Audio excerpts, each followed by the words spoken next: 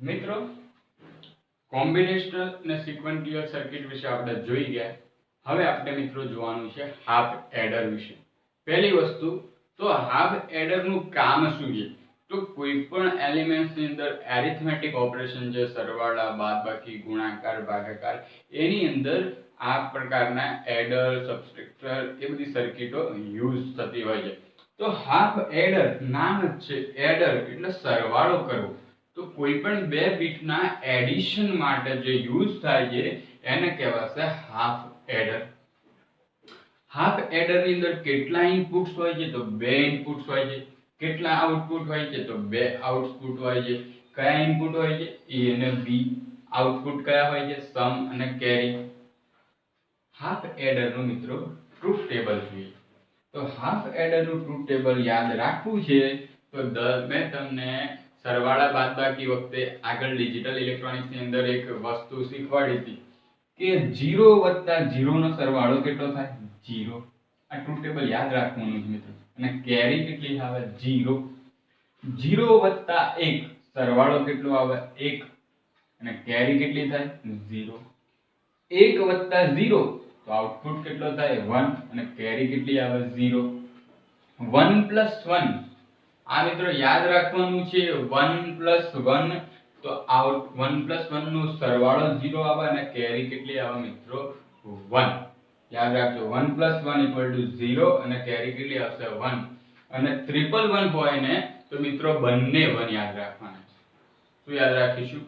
111 આવશે તો બંને 1. હવે તમને જુઓ આને પ્રેક્ટિકલ ભાષામાં પણ લખવું હોય તો પણ લખાય. કેવી રીતે સમજાવું? ચલો 0 + 0 તો જવાબ કેટલો આવે? 0. તો સામે 0 અને કેરી એ 0. 0 + 1 તો સરવાળો કેટલો આવે? 1 અને કેરી વધે નહીં એટલે 0.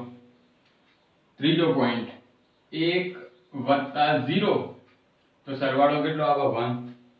બરાબર છે, કેરી વધે નહીં.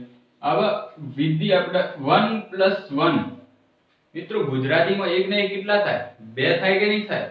તો 1 + 1 તો 2 લખવા છે તો આવી રીતે લખાય કે ના લખાય? આપણે ડિજિટલ ની અંદર બાઇનરીમાં શું કીધું? આની વેલ્યુ 1, આની વેલ્યુ 2, આગળની વેલ્યુ 4, પછી 8. તો હવે 2 લખવા છે તો 2 ને કેવી રીતે લખાય? 0 અને 1. એટલે આ જે વધ્યો એ આન્સર અને આગળની જે છે એ કેરી. આપણે કેરી બધી સરવાળા આપણે જોઈએ છે સરવાળાની અંદર +9 + 8 થતો હોય તો 8 × 9 = 17 નો વિધિ સાતડી 8 × 9 = 17 નો સાતડો અને વિધિ આગળ લખી તો સેમ વસ્તુ જુઓ 1 + 1 નો આન્સર 0 અને એની જે કેરી છે આગળ 1 લખી. તો આવી રીતે જે રીતે તમને યાદ રહે તો આ રીતે આપણે મિત્રો એક હાફ એડર નું ટ્રુથ ટેબલ બનાવ્યું છે. હવે હાફ એડર ની અંદર આ સમ સરવાળાનું તમે જુઓ તો કેવું થાય છે?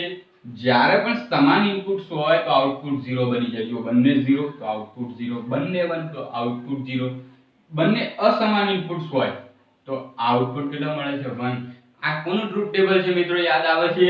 કોનું ટ્રુથ ટેબલ છે? XOR ગેટ નું. તો યાદ રાખવાનું છે હાફ એડર એટલે કઈ સર્કિટ? XOR circuit. ક્લિયર મિત્રો? ખ્યાલ પડી ગયો દરેકને? ઓકે. ઘણીવાર એમસીક્યુઝ માં પૂછાય છે કે હાફ એડર સર્કિટ યુઝ કરવા માટે કયા કોમ્બિનેશનલ ગેટ નો યુઝ કરવામાં આવે છે? તો XOR ગેટ નો યુઝ કરવામાં આવે છે. XOR ગેટ વડે ડિનોટ પણ કરે અને એનો સિમ્બોલ પણ લખ્યું છે. હવે કેરી ની અંદર જુઓ આ કેરી વાળું 0 0 0 0 1 0 1 0 0 અને 1 1 1 1 1 1 ક્યારે આવે? એન્ડ ગેટ ની અંદર આવે કે ના આવે? જ્યારે બધા જ ઇનપુટ્સ 1 હોય ત્યારે જ આઉટપુટ 1 મળે.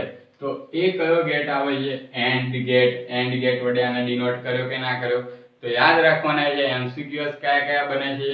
પહેલો એમસીક્યુઝ બને છે કેટલા ઇનપુટ હોય છે? તો 2 ઇનપુટ. કેટલા આઉટપુટ છે? 2 આઉટપુટ. એનું ટ્રુથ ટેબલ સર્કિટ ડ્રોટ કરી છે. હાફ એડર માં સમ સરવાળો દર્શાવવા માટે કયો ગેટ આવે છે? તો XOR ગેટ. કેરી દર્શાવવા માટે કયો ગેટ હોય છે? તો એન્ડ ગેટ હોય છે મિત્રો. તો આ તો થઈ ગઈ હાફ એડર ની વાત. પરંતુ પ્રેક્ટિકલ આપણે જોવાનું છે ફૂલ એડર. કારણ કે હાફ એડર નું વધુ યુઝ થતો નથી. પ્રેક્ટિકલ જોવા જઈએ તો ઘણી મોસ્ટ ઓફ જગ્યાએ ફૂલ એડર નો યુઝ થાય છે. તો પહેલી સમજીએ ચલો ફૂલ એડર.